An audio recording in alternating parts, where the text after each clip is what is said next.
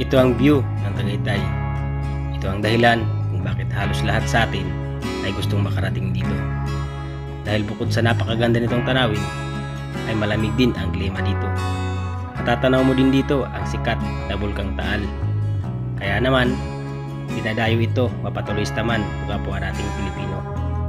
Ngunit alam nyo ba na ang Tagaytay ay hindi lamang kilala sa mga magagandang tanawin? Kilala din ito sa mga delikadong daan na delikado para sa atin. Andyan ang matatarik na kalsada, nakakatakot na mga kurbada, at matataas na mga bangin na maaari mong ikapahamak kung ikaw ay mamalasin. Kaya naman, tara na't ating alamin upang ating mapaghandaan at makaiwas tayo sa maaring maging kapahamakan. Total, nandito na tayo sa Tagaytay mga kaprobinsya, no? Puntahan natin yung matagal ko nang gustong daanan na daan dito. Hindi na naman bago sa akin itong Tagaytay, no? Talagang palagi naman na ako nakakadaan dito. Madalas kaming mag-rides, papunta kami ng Batangas, dito kami madalas dumaan. Pero merong isang daan dito na matagal ko nang gustong daanan, no? Matagal ko nang gustong puntahan. Hindi ko pa talaga siya nadaanan dahil pag namamasyal kami dito, minsan makasama ko yung mga tropa, hindi kami doon dumadaan. Dito kami sa ibang daan na pumupunta. At ngayon, solo tayo.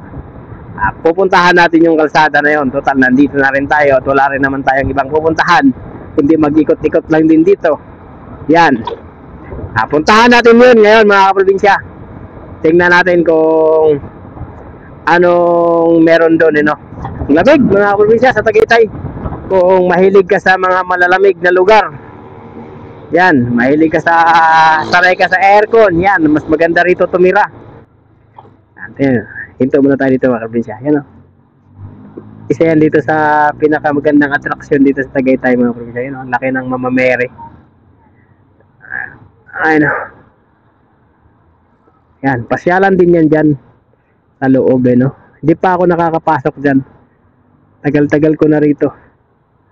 At kung hindi ako nagkakamali, dyan yung People's Park ba yan? Tawag dyan sa loob na yan. Yan. Minsan mag-vlog tayo dyan mga probinsya pag may time tayo. Siguro sa Pasko or January, bagong taon. Punta tayo dyan. Pasyal tayo dyan minsan rin. Yan. Tama natin yung aking mag-ina. Ganda. Sabi nila maganda raw yan dyan sa loob, pero hindi pa ako nakakapasok dyan. Yan lang yung sabi nila, no? At balita ko may entrance dyan, hindi ko lang sure kung magkano. Ayun, no? Yan. Yan eh. Dyan yata yung mga kaprobinsya, yung pwede kang sumakay sa kabayo. Yan, ikot-ikot ka. Hindi ko lang sure kung magkano ang bayad, no? Pero sigurado mga 100 mahigit yan. Sure bull yan. Yan, no? Yan yung papunta dun sa Talisay, Batangas. Doon tayo palagi dumadaan mga kaprobinsya, dun sa lugar na yon. At ngayon ay meron tayong pupuntahan na isang daan. Papunta rin dun sa may Talisay, Batangas, pero hindi doon mismo, hindi yung daan na yon. Dito sa may unahan nila, no? Sa may circle ng Tagaytay. Yan. Ito na. Yan. Ikot lang tayo dito.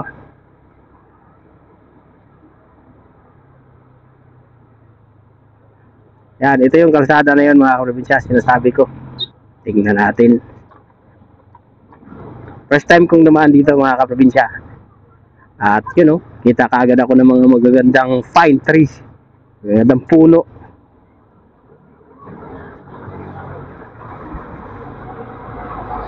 Lalaki ng truck. What?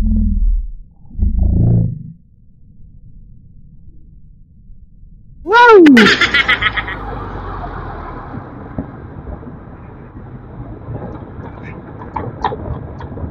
Yun, anong klase mga bahay yan? Ano yan mga kaprobinsya? Mga ano ba? Sabi nila ay matarik daw itong lugar na mas matarik dun sa isang daan na dinadaanan namin, Pero tingnan natin kung alin yung pinakamatarik, kasi Alam ko matarik yung dinadaanan namin na yun, pero sabi nila mas matarik daw tong dito. Hoy, anong meron dyan? Ano to? Ano yan? Christmas party? Ano yan? Court ba yan? Wow, ang ganda ng puno mga kaprobinsya. Ngayon lang ako nakakita ng ganyang puno. Ayun, oh. Hindi lang tayo makahinto dahil nasa pinakalikuan eh. Wow, babala. Delikado to dito mga probinsya pag nag-landslide. Ayun, oh, nakita niyo ba yan? Ayun, nag-landslide na nga. Takaw sa landslide tong lugar na to mga probinsya kapag tag-ulan. Nakakatakot. Siguro pag tag-ulan, huwag ka nang dumaan dito. Ayan, oh. Hindi naman pala siya ganun katarik. Mas matarik pa rin ata yung doon sa kabila. At saka mas sikong-siko yung doon, you know? Yung dinadaanan namin papunta ng Talisay. Ayan, oh. Wow. Sobrang tarik. Bawal yata huminto dito kasi masikip yung kalsada. Sakto lang sa magkasalubungan na sasakyan, you know? Pag huminto ka pa, sagabal ka na.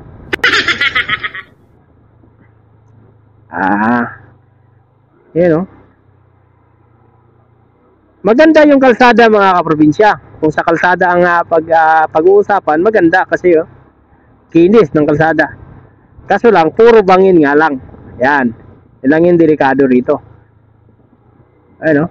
Saka tingin ko parang bibihira lang talaga dumadaan dito dahil nagkakaroon ng mga ganyan, no? Mga dumi-dumi. Hindi siya talaga madalas daanan ng mga sasakyan. Kung meron man talagang bibihira lang siguro. Pero wow.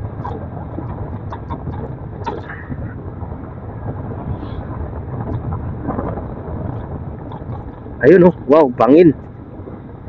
Marami palang bangin mga kaprobinsya, kaya pala sinasabi nila delikado dito. Kasi may mga bangin pala. Ayun, oh, bangin yan dyan, sigurado. Hindi lang tayo makahinto eh. Saan kayo tayo pwedeng huminto?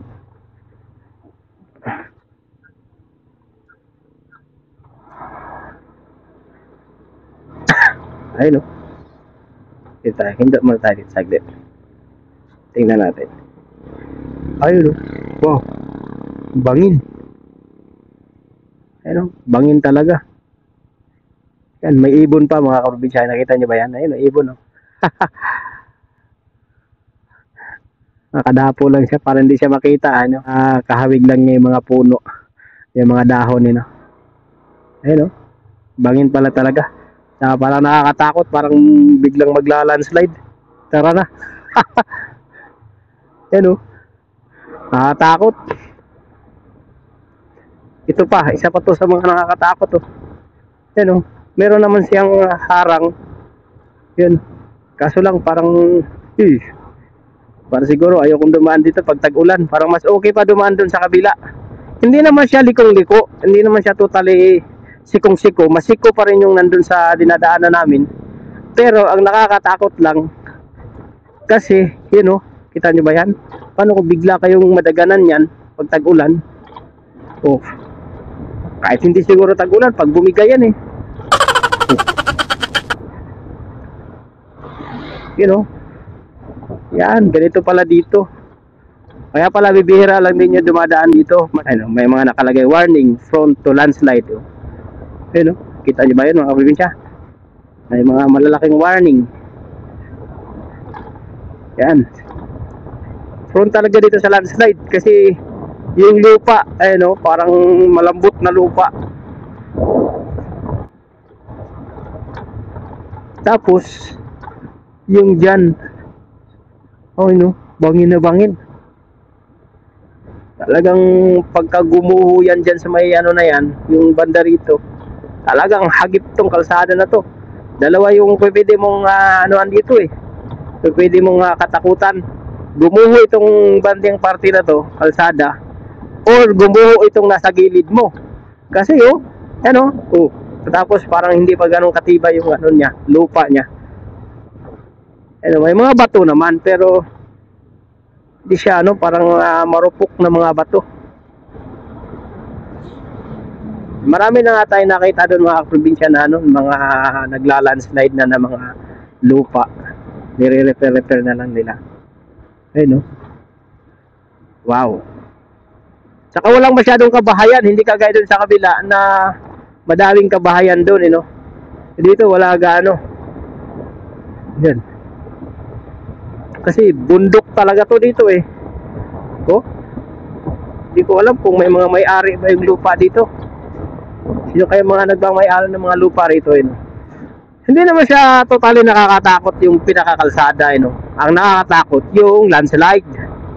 Pero yung kalsada, okay lang. Para sa akin, okay lang. Maliit lang siya. Kagaya lang din naman dun sa dinadaanan namin. Maliit. Pero, hindi naman siya ganun kalikuin. Hindi kagaya dun sa talagang nililikuan namin. Talagang halos liter G na. Ito, literal na S lang. Mild lang na pagka-S.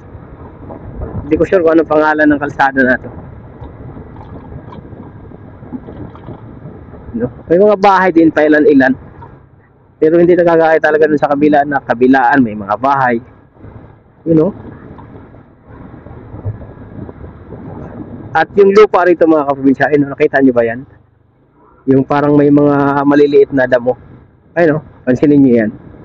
Ayun, parang nilulumot din yung lupa nila. Ayun, hindi naman siya totally lumot. Yung parang maliliit na ano. Ayun, lupa yan pero may mga maliliit na damo. Kakaiba rin, Dito nakakatakot dumaan pagkagabi.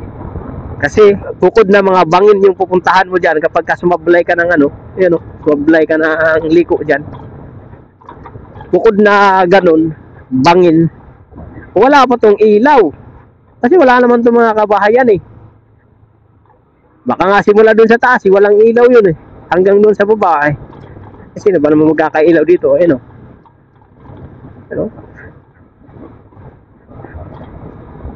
Yan. Kita nyo ba yan mga kaprobinsya? Kakaiba yung mga ano dito ah. Parang dito yung may mga nagpapakita sa gabi ah. Nakatakot dumaan dito pagkagabi siguro. Ayaw kong dumaan dito. Mamaya biglang may mapakita sa yung white lady dyan eh. Yari ka. May mumu pala. Yari na. Parang dito yung may mga sumasabay na pasahero ah. Di kaya dito yan mga kaprobinsya. Pero ang ganda din ng tanawin eh, no? Wow.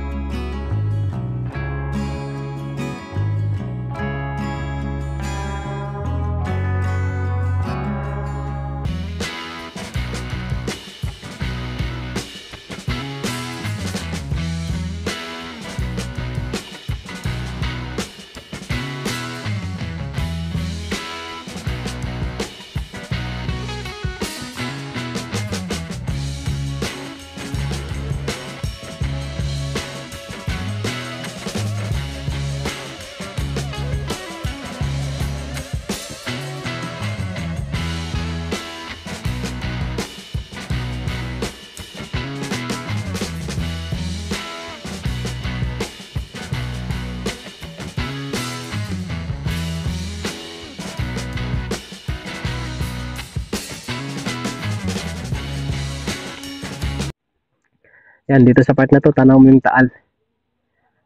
Yun, no? Napakaganda ng Taal Volcano. Nakakalbo na. Pero meron na namang sumisibol na mga mga damo-damo. Yun, no? Lawak dito, oh. Parang yung dun sa amin to, ganito, Lipata. Sa Surigao to, parang ganito sa Surigao, mga probinsya. Pagbaba mo ng barko, yan, sa may Lipata, ganito yung kalsada, ang kinis. Tapos laki, 2 lanes. Yan. O yan, ganito sana yung siko.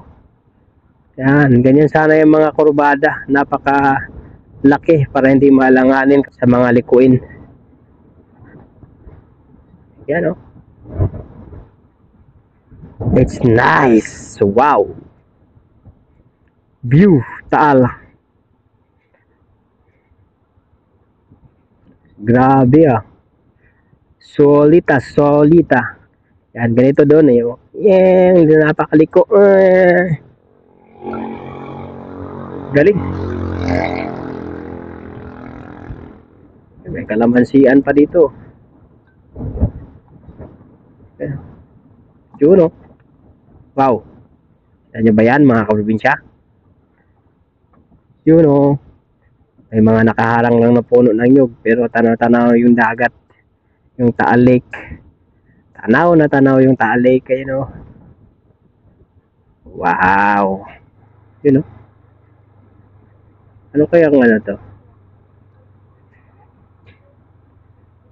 Welcome to Barangay Lins, Talisay, Batangas. Yun.